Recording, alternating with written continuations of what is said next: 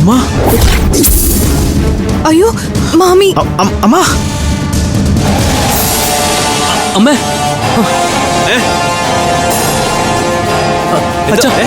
അമ്മ. അംബികെ, നീ തള്ളിയിട്ടാണോടി അനിയെ? ഒന്ന് ചുമ്മാ റെഡി. മക്കളെ പിടിയടാ. അമ്മ. അംബികെ.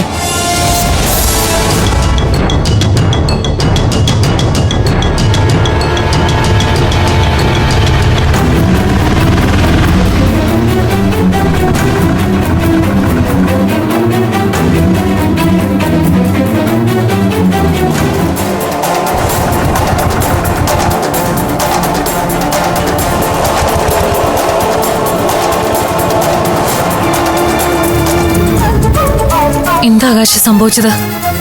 അമ്മ ഒന്ന് വീണതാ. തല പൊട്ടിയിട്ടുണ്ട്. കുറച്ച് ബ്ലഡ് പോയി. പേടിക്കാനൊന്നുമില്ല. 2 സ്റ്റിച്ച് ഇട്ടു. ഉച്ചവരോടെ കിടക്കട്ടെ, അത് കഴിഞ്ഞ് പോവാൻ പറഞ്ഞു. എന്നിട്ട് എന്നെ അറിയിക്കാത്ത എന്താ? ഇപ്പൊ അനഘ വിളിച്ചപ്പോഴാണ് ഞാൻ അറിയുന്നത്. അഖില രാത്രിനെ വിളിക്കാൻ തുടങ്ങിയതാ. ഞാനാ പറഞ്ഞ വേണ്ടാന്ന്. വെറുതെ എന്തിനാ നിങ്ങൾ ഉറക്കം കൊടുക്കളാണേ. ഞാനും അച്ഛനും കൂടി തന്നെ ഇങ്ങോട്ട് കൊണ്ടുവന്നു. രാവിലെ അച്ഛൻ പോയി. അഖിലയോ? അവള് അമ്മയ്ക്ക് കുടിക്കാനെന്തോ അങ്ങനെ ക്യാൻറ്റീനിലേക്ക് പോയിട്ടുണ്ട്. ഏട്ടത്തെ റൂമിലുണ്ട്. ഞാനൊന്ന് പുറത്തു പോവാ. കുറച്ച് കാര്യങ്ങളുണ്ട്. ഡിസ്ചാർജിനുള്ള നേരം ആകുമ്പോൾ ഞാനിങ്ങ് വരാം. അമൃതേച്ചില്ലേ, റൂം നമ്പർ 202. ചേച്ചി എത്തിയോ? നീ വിളിച്ചപ്പോ ഞാൻ ശരിക്കും പേടിച്ചുപോയി. അങ്ങനെ പേടിക്കാനൊന്നുമില്ല. ആകാശേട്ടൻ പറഞ്ഞല്ലോ കാര്യങ്ങളൊക്കെ. ശരിക്കും ഇവളോട് ഉണ്ടായിരുന്നൊരു ഭാഗ്യമായി. വന്നപാടെ ഞാൻ അനഘയുടെ പേരാ പറഞ്ഞേ. അതോടെ എല്ലാവരും ഹെൽപ്പ് ചെയ്തു. ശരി, നിങ്ങൾ സംസാരിക്കുക. ഞാൻ പോയിട്ട് വരാം. ശരിക്കും എന്താ മോളെ സംഭവിച്ചേ? എനിക്കറിയില്ല. അഖിലയും ആകാശേട്ടനും മുറിയിലായിരുന്നു അവൾ എന്നോട് പറഞ്ഞത്. ശബ്ദം കേട്ട് ഓടിച്ചെന്നപ്പോ മാമി ബോധം കെട്ട് കിടക്കുമായിരുന്നു. വീഴ്ചയിൽ പേടിച്ച് ബോധം പോവാനേ സാധ്യതയുള്ളൂ. മുറിവ് അത്ര സീരിയസ് ഒന്നും അല്ല. എങ്ങനെയാ വീണതെന്നൊന്നും പറഞ്ഞില്ലേ? ഇനി എന്ത് പറഞ്ഞിട്ട് എന്താ കാര്യം? വീഴാനുള്ളത് വീണു. എന്റെ സമയദോഷം. ഇനി സമയദോഷം എന്ന് പറഞ്ഞാ മതി. എന്റെ ആന്റി ഇങ്ങനെ ബുദ്ധിയില്ലാതെ സംസാരിക്കില്ലേ? ഞാൻ പറഞ്ഞത് നേരല്ലേ മോളെ? കഴിഞ്ഞ കുറച്ച് നാളായിട്ട് ഞാൻ ചെയ്തതൊക്കെ തിരിച്ചു കിട്ടുക. ആ 60 പവൻ സ്വർണം എന്നെന്റെ ജീവിതത്തിലേക്ക് വന്നോ അന്ന് തുടങ്ങി എന്റെ നാശം. നീയും നിന്റെ അമ്മയുമായി വഴക്കുണ്ടാക്കി, കലാവതിയുമായി പിണങ്ങി. സ്വർണം തരാന്ന് അമൃത സമ്മതിച്ചിട്ട് പോലും അത് വാങ്ങാൻ പറ്റിയില്ല. ആകാശ് അതിനിടെ കയറി വഴക്കും ഉണ്ടാക്കി. പിന്നെയും ഞാൻ അമൃതയെ കൊണ്ട് സമ്മതിപ്പിച്ചതാ. പക്ഷെ ആ കള്ളന്മാര് എന്റെ സകല സ്വപ്നവും തകർത്തു. ഇപ്പോഴും ആന്റിക്ക് ശരിക്കുള്ള പ്രശ്നം എന്താണെന്ന് പോലും മനസ്സിലായിട്ടില്ല. എല്ലാത്തിനും കാരണം അഖിലേ ആന്റി.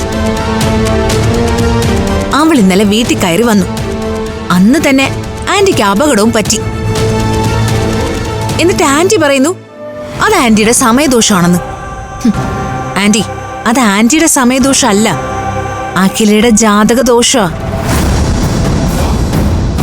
പിന്നെ സ്വർണത്തിന്റെ കാര്യം ആകാശയുടെ കയറിന്ന് പറഞ്ഞല്ലോ. അവനെ പറഞ്ഞ് ഇളക്കി വിട്ടതേ ആ അമൃതയാണെന്ന് ഉറപ്പല്ലേ? സ്വർണം കള്ളന്മാര് കൊണ്ടുപോയ കാര്യം ആ കള്ളന്മാരെ അമൃത ഏർപ്പാടാക്കിയതാണെന്ന് ഒരു സംശയം വേണ്ട. നീ എന്താ പറഞ്ഞു വരുന്നേ? പാവത്താനായ ചേച്ചിയുടെ വേഷം കെട്ടി അവള് നമ്മളെ പറ്റിക്കായിരുന്നു. ആന്റിക്കുണ്ടായ സകല പ്രശ്നങ്ങൾക്ക് പിന്നിലും ആ അമൃതയാ. അങ്ങനെയാണെങ്കി അവളെ ഞാൻ വിടൂല.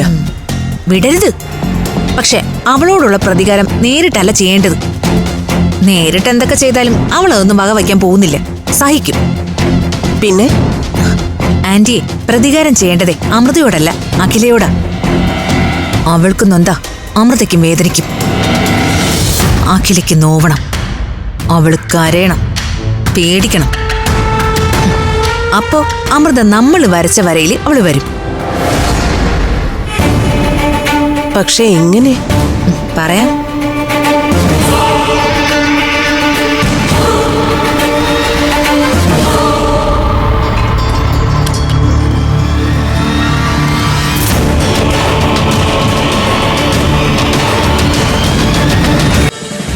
ഫ്ലവേഴ്സ് ഒരുക്കുന്ന കാഴ്ച വസന്തം യൂട്യൂബിൽ പ്രേക്ഷകർക്ക് ലൈവായി കാണാം. ഫ്ലവേഴ്സ് കോമഡിയിൽ ജോയിൻ ചെയ്യൂ, ആസ്വദിക്കൂ.